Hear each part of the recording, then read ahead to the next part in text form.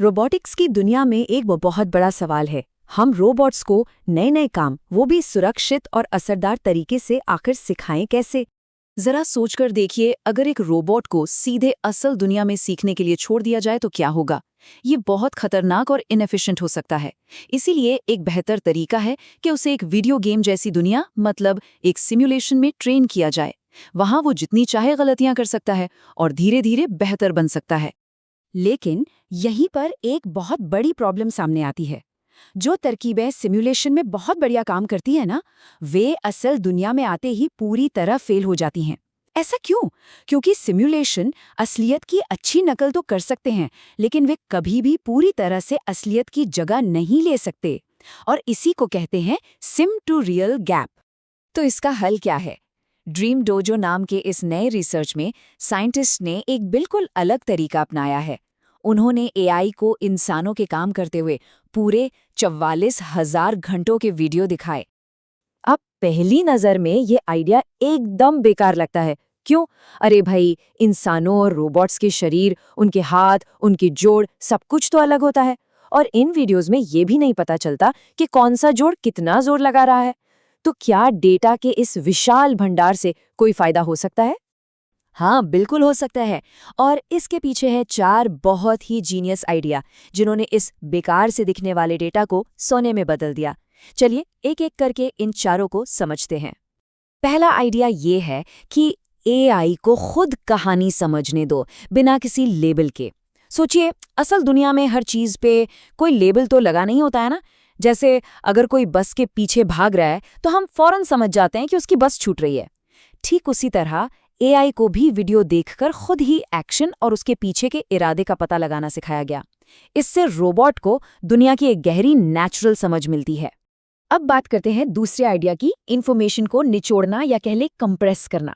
सोचिए 400 करोड़ से ज्यादा वीडियो फ्रेम्स, ये बहुत ज्यादा है। तो एआई को ये सब याद रखने के लिए नहीं, बल्कि इनके पीछे के जो मूल सिद्धांत हैं उन्हें समझने के लिए मजबूर किया गया। ठीक वैसे ही जैसे एक म्यूजिशियन हर गाना याद नहीं करता, बल्कि संगीत के 12 मूल सुर सीखता है।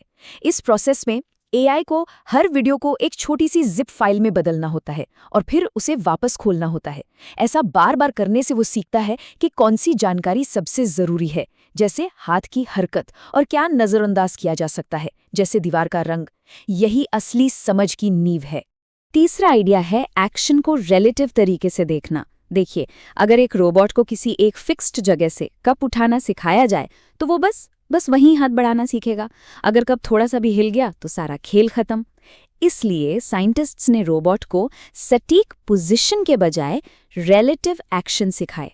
मतलब रोबोट ये नहीं सीखता कि हाथ को XYZ कोऑर्डिनेट पर ले जाओ, बल्कि वो ये सीखता है कि हाथ को कप के हैंडल की तरफ ले जाओ। अब कप कहीं भी रखाओ, कोई फर्क नहीं पड़ता। और चौथा आइडिया ये एआई को चीटिंग करने से रोकने के बारे में है। कारण और प्रभाव सिखाने के लिए एआई को ये अंदाजा लगाना होता है कि अगला फ्रेम क्या होगा। लेकिन इसमें एआई एक स्टूडेंट की तरह नकल कर सकता है, मतलब भविष्य में झांककर जवाब देख सकता है। इसे रोकने के लिए साइंटिस्ट ने उसे एक बार में सिर्फ 4 एक्शन के छोटे छोटे ब्लॉक दिए। इससे वो नकल नहीं कर पाता और उसे सच में सीखना पड़ता है। तो ठीक है, इन सब शानदार आइडियाज का नतीजा क्या निकला, चलिए देखते हैं। पुराने तरीके में देखिए, हाथ सीधे कागज के आर पार निकल जाता है। ये तो असलियत जैसा बिल्कुल नहीं लगता। और अब देखिए नया तरीका, वाह, कागज कितनी खूबसूरती से मुड़ रहा है। ये हुई ना बात। एक और उदाहरण देखते हैं। पुराने तरीके में हाथ ढक्कन को हिलाने की कोशिश तो करता है, लेकिन ढक्कन है कि हिलने का नाम ही नहीं ले रहा। और अब नई तकनीक के साथ, अरे वाह, ढक्कन हिल रहा है। हाँ, ये इंटरनेट का शायद वही कोना है जहां हम एक हिलते हुए ढक्कन को देखकर इतना खुश हो जाते हैं। और खुश होना भी चाहिए, क्योंकि ये वाकई एक बहुत बड़ी वैज्ञानिक छलांग है। तो ये सब नतीजे तो वाकई कमाल के हैं, लेकिन कहानी में एक छोटा सा ट्विस्ट है। इतनी गहरी समझ हासिल करने की एक कीमत है, और वो है स्पीड। ये मॉडल बहुत बहुत धीमा है। ऐसा इसलिए है क्योंकि ये एक डिफ्यूजन मॉडल है, जो हर एक्शन का अनुमान लगाने के लिए शोर या नॉइज से भरी एक तस्वीर को धीरे धीरे साफ करता है। इस सफाई के हर कदम को डी-नॉइजिंग स्टेप कहते हैं, और एक सही अनुमान के लिए इसे ऐसे 35 कदम उठाने पड़ते हैं। अब असल दुनिया के लिए तो ये बहुत ज्यादा समय है। लेकिन घबराने की कोई बात नहीं, इसका भी एक बहुत ही स्मार्ट हल है। डिस्टिलेशन ये एक ट्रेनिंग टेक्निक है जिसमें एक तेज स्टूडेंट मॉडल को धीमे लेकिन हाई क्वालिटी वाले टीचर मॉडल के नतीजों की नकल करना सिखाया जाता है। लक्ष्य सिंपल है, क्वालिटी खोए बिना स्पीड पाना। और नतीजे शानदार। स्टूडेंट मॉडल अपने टीचर मॉडल से 4 गुना तेज है। ये लगभग 10 फ्रेम प्रति सेकंड पर चलता है, जो कि रियल टाइम इंटरैक्शन के लिए काफी है। ये वाकई कमाल है। तो इस बड़ी सफलता का आखिर मतलब क्या है? भविष्य के लिए इसके क्या मायने हैं?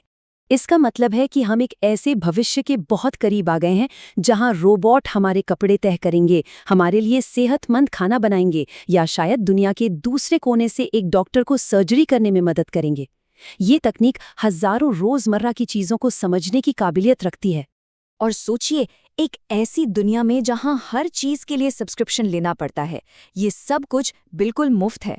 इसका पूरा कोड और पहले से ट्रेंड मॉडल सभी के लिए फ्री में अवेलेबल हैं।